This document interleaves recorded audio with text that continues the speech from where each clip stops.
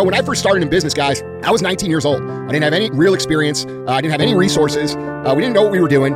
And it was a joke to almost everybody around me. Everybody around me thought it was some sort of side project or some sort of trend or temporary thing that we were going to do, and then it would eventually fade out. And along the way, when we first started, we had people that would say, oh man, that's so cool. That's so cool that you guys are doing that.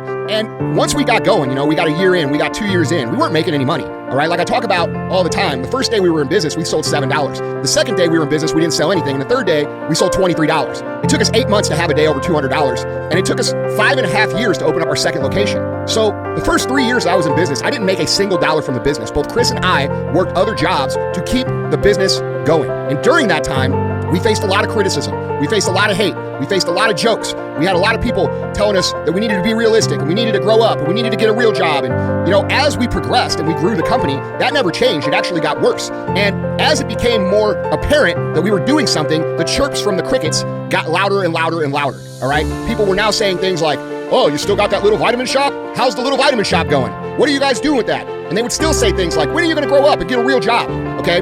This is normal. This is the way it goes. Nobody is going to believe in you until you have actually done something.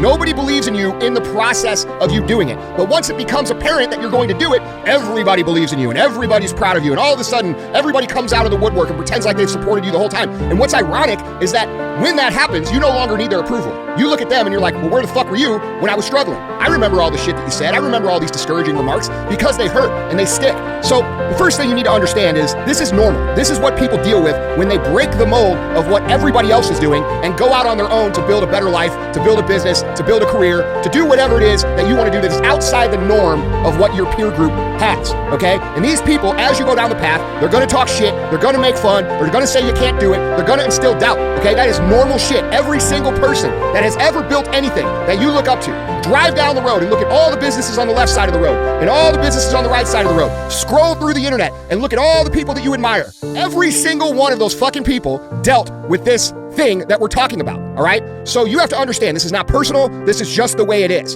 And you guys get overly frustrated and emotional about it, which is not the way that winners think about this, okay? There is a distinct difference between how winners think about this and how losers think about this. Losers will hear these things, they will get frustrated, they will get angry, they will get pissed off, and then they will sit on the couch and sulk. It will paralyze them. They will say things to themselves like, oh, well, nobody believes in me. I guess I can't do it. They will say things like, oh, my friends and family, they don't even think that I'm any good. Well, no shit, man, because you ain't any good. You have to ask yourself, what have you done to earn the trust, to earn the belief of the people around you? You have to be real about it. You can't be idealistic about it. You haven't done anything yet. And the fact that you haven't done anything your entire life is all the evidence that they have to go off of. So when you sit there and pout and you let these things paralyze you, you're doing what losers do. Now, winners do the exact opposite. They hear these things and they take them and they deposit them into their energy bank. And they understand that when people talk this shit, they take these things and they put them into this bank of negative energy. And the minute that they get tired, the minute that they get frustrated, the minute they feel like they shouldn't go on or can't go on, they think about what these motherfuckers said. And they go up there and they pull the energy out of this negative energy bank and they get up immediately and use that energy to productive action. So what they're doing is they're taking what people are giving them and they're using it to propel themselves forward versus the loser who hears this information and lets it paralyze them. This is the biggest difference between people who win and people who lose. It's not that people who win don't face any negativity. It's not that people who win get to go down the path and get a smooth sailing all the way to the finish line. It's that people who win understand how to utilize negativity, doubt, disbelief, and shit talking to their advantage. And once you figure this out, once you figure out how to take everybody else's words, put them into action, and shove them down their motherfucking throat, you will start to actually have gratitude for the times that people talk shit, all right? And I know that's hard to believe because you think it hurts and you think it's painful and you're like, fuck, I don't know if I can do it because so-and-so said that I couldn't do it. But what the fuck has so-and-so done?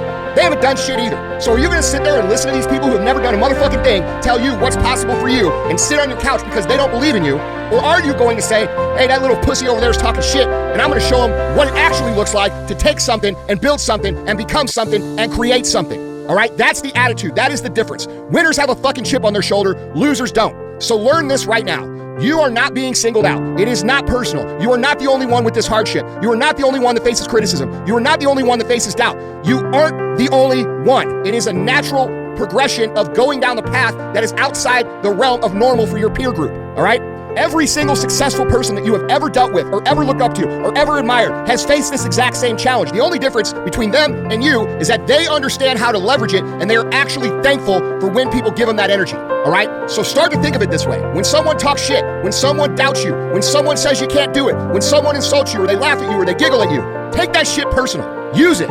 Use it to get you off the couch. Use it to get you into motion. And I can promise you, if you can become one of these people who can take all the energy and use it for productive action, you cannot be fucking stopped. And when you become one of these people who cannot be fucking stopped, you are unlimited in your potential. So now that dream that you have, that vision that you have, that goal that you have in your mind for yourself, your family, and your life is literally impossible not to achieve, okay? You have to keep this vision in mind, because there's gonna be times where these people get you down. There's gonna be times where it still hurts you. There's gonna be times where it frustrates you and it makes you angry. And as long as you can keep that vision at the forefront of your mind and learn how to leverage the productive action, you will get where you want to go. And this is one of the biggest differences between people who win and people who lose, all right? People who win take every bit of energy they have and they use it to propel them forward towards that vision that they have had and developed and created for themselves. And people who lose hear this negativity and they let it crumble them, they let it paralyze them, and they let it dilute the vision of what it is that they want to become. And what ends up happening for these people that lose, once they dilute that vision, they say, okay, well, I can't be that ideal version of myself, so I'm going to make a lesser version that is maybe more realistic. And then when people laugh at that version,